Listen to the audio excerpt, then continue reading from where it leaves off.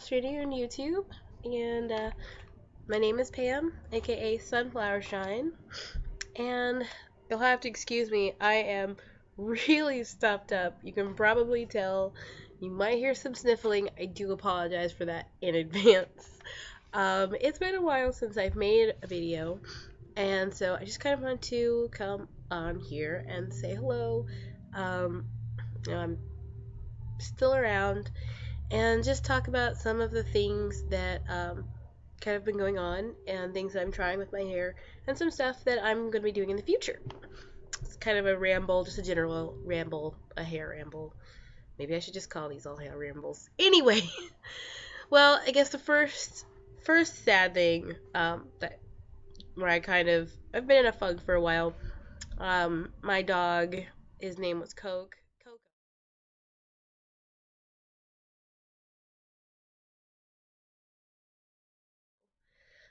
He was 14 years old. I've had him since he was puppy. He passed away a couple of weekends ago. And it was a really sad situation. He had a condition called laryngeal paralysis, where for a dog, the larynx gets stuck either partially closed or fully closed. So the dog has a difficult time breathing or panting to cool themselves down. And the more that they breathe, they further irritate the larynx, and the larynx will swell and close itself up. If it's not completely closed, it will close itself off. And Coke was drastically afraid of thunderstorms. And we had a streak of thunderstorms for about 5 days, and he just got so scared it just exacerbated his condition. So it was just a terrifying couple of days, and it didn't end well for him, unfortunately. And so, sorry, there was some sniffling, but we had to take him to the vet, and there just wasn't anything that could be done, unfortunately. There is an operation that can be done for laryngeal paralysis. If you have a dog who does have it, there are some things that can be done. Mostly strikes older dogs, and in Coco's case, it seemed to have been left over after a stroke that he had when he was 13. So, yeah, it was just a really sad situation. And when you've got an older dog, you think about, you think about the inevitable, and eventually, you are going to lose your friend. But you can take, there's things you can do, like, take him out to the park. There's this great article actually on Facebook where this family had a dog who was dying of cancer, so they planned for his euthanasia, but took the dog, to his favorite park. They got him a whole plate full of hamburgers, so he had this really wonderful last day. And that was the kind of thing I wanted to do with Coco. And I'm going to make myself sad, but I didn't get to do that, and so I've just kind of been a little down in the dumps thinking about him. It's someone that you've seen, I've seen every day for 14 years. And it's kind of a shock when that person isn't there anymore. And he was my best friend for 14 years, and just all of a sudden, in the blink of an eye, he was gone. So that was a little bit difficult, as you can probably tell, because I'm choking up a little bit. But, life goes on, and maybe eventually I'll get another dog.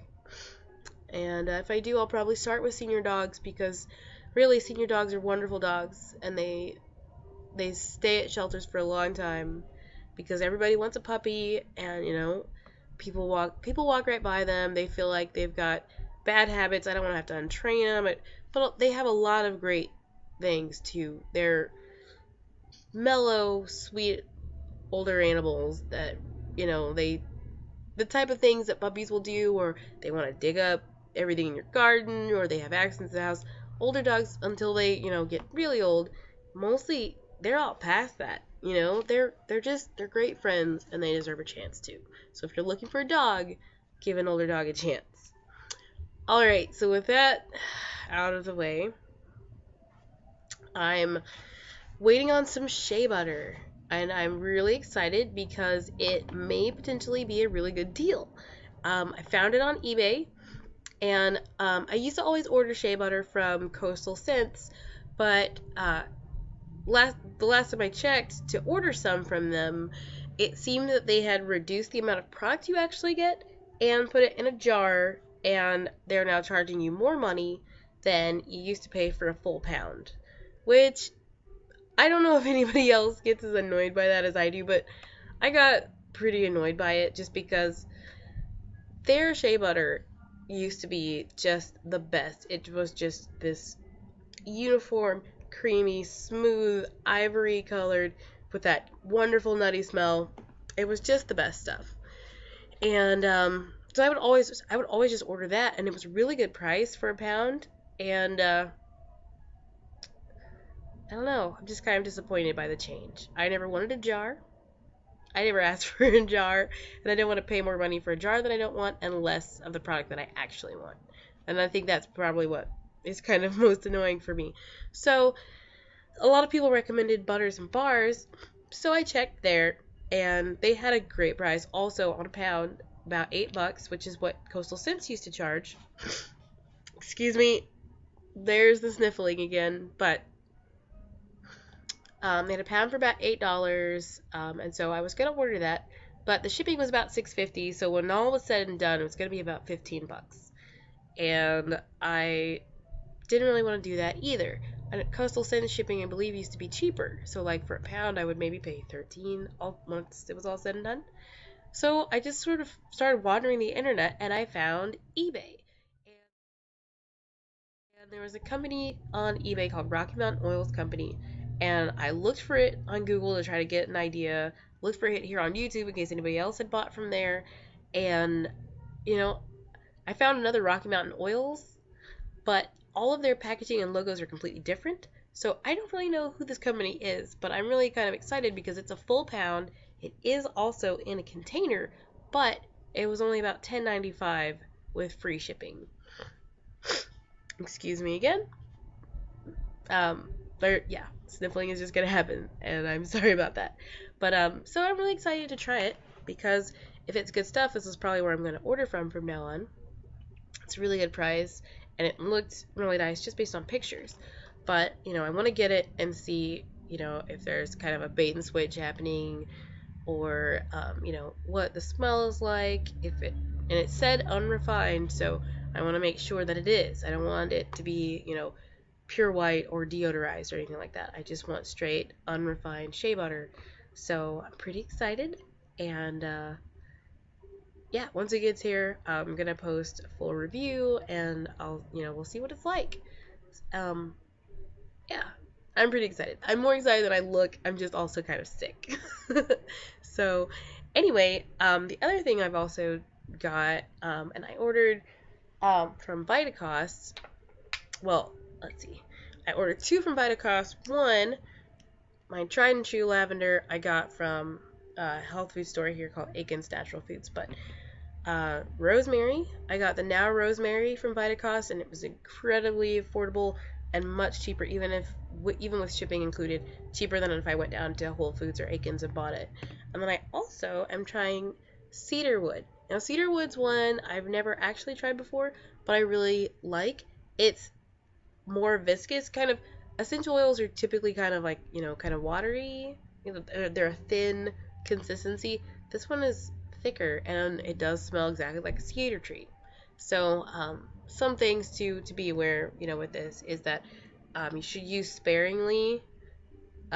It can cause skin irritation if it's used too much, and if you're allergic to cedar trees, this has those same aromatic properties, obviously. So if you're allergic to cedar trees, be advised. If you've got pets that have toxicity issues with cedar and pine and aromatic woods, do not keep it in range for the pets. I know rats, I've got two pet rats. Rats and other rodents are very sensitive to the aromatic compounds in cedar and pine. So I make sure, as I keep it in my water spritz. So when I spray my hair in the morning, I wait until my hair is dry and a lot of that smell is dissipated even before I handle them, because I don't want to potentially overexpose them because it is so potent. So it's just something to think about. And rosemary also is pretty potent. If you've never smelled it, it's kind of like if you got rosemary from the store, woo, and mixed it with Vicks Vapor Rub. And I personally, I like the smell, but it is very strong. And maybe it'll help me clear up my nose. Ooh, yeah, it's strong. But all three of these are really good and cost-effective ways to get essential oils into your hair regimen that have good properties, for follicle stimulation, regulation of the oil production glands in your scalp. Yeah, rosemary has a long history of being used to encourage hair growth, a very long history, and they're all, antifungal, antibacterial, just a lot of good things. There's great reasons to include essential oils into your hair care. And you'll see some that are recommended like thyme or ylang ylang that can be pretty pricey. But I think of these three, cedarwood was the most expensive, and it was only about $6.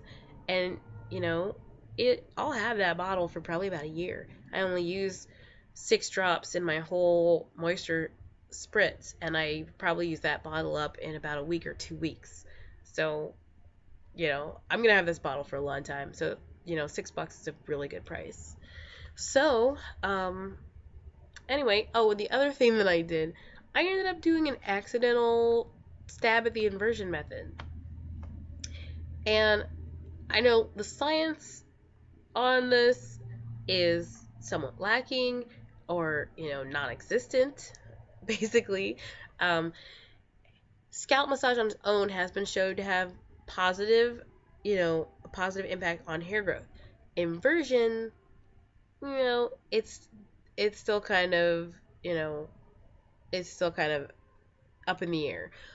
But anecdotally, when you look, on YouTube, you see people having great success doing it. And I kind of, while I was all the stress, with my dog and everything like that, I just kind of found that sitting backwards and upside down on the couch just made me feel comfortable. So I started doing that, and I thought, well, I could sit this way for 5 minutes today. Let me just take a stab at it. And I feel like my hair did actually grow a significant amount. I didn't take a very good measurement, like a very good solid measurement before I did it, though. That's the thing. So I can't really compare it objectively to the measurement that I have now. But if I remember the numbers correctly, it did, like, on average, grow about a ½ inch to potentially a full inch. But I don't know. I'm not prepared to make a conclusion at this point. So probably what I will end up doing next month, because you're only supposed to do it once a month, next month I'll probably make a really objective and well-documented attempt at it just to see if it actually does work. And if it does, there's no reason not to incorporate it into my regimen more regularly. Some things to be aware of, if you're going to try it, if your blood pressure is high, if you have high blood pressure, or if you are sick like I am right now, I wouldn't do it just because it could potentially cause some issues with sinus pressure if you're hanging upside down. If you're prone to dizziness, vertigo or nausea, those are also probably things that you would want, to take into account before you try sitting upside down for 5 minutes a day. And a lot of the videos that I saw, people that thought, that it was tiresome and, oh my God, I'm so bored. I would just do it while I was watching a movie, and the 5 minutes went by really fast. And I got a nice head massage in, and, I got my moisture spritz done, and it was all done, and so, sorry again. But yeah, so next month I'm gonna do a more detailed attempt at it and see if it actually works for me and kind of chronicle that more specifically. And also, once my shea butter gets here, I want to post a DIY on how I do shea butter cream. As we all do it slightly differently, and I don't know, maybe somebody will get something out of it. But it's nice. I'm really excited to have potentially another source for shea butter that's more cost effective, where I get, the type of product that I want. Really excited, and if it's really good, I will definitely post about it. And also, you can just go on eBay and look up Rocky Mountain Oils Company and see what you think. They have pretty good reviews, and pretty good reviews mostly for fast shipping and for decent products. So I'm also going to see what other oils they have, and maybe I can get a lot of things from there. But I think that's about it. It's just kind of a general hair ramble or life ramble or some sort of ramble. I'm still on my length retention challenge, mostly keeping my hair in two little buns, keeping it in these twists, and I'm also contemplating what to do with this bleached out section. I'm not sure that I want to dye it blue again. I might just dye it black so it matches the rest of my hair and, sort of move on with life. But we'll see. And if I do dye it black, I'll probably post that too. So anyway, well, I hope everyone has a great week. And thanks very much for watching. And, where do you get your shea butter from? What companies do you prefer? Have you used Rocky Mountain Oil Company shea butter before? And what are your favorite essential oils too? I just kind of like to see what everybody out there thinks. So thanks very much and have a good afternoon.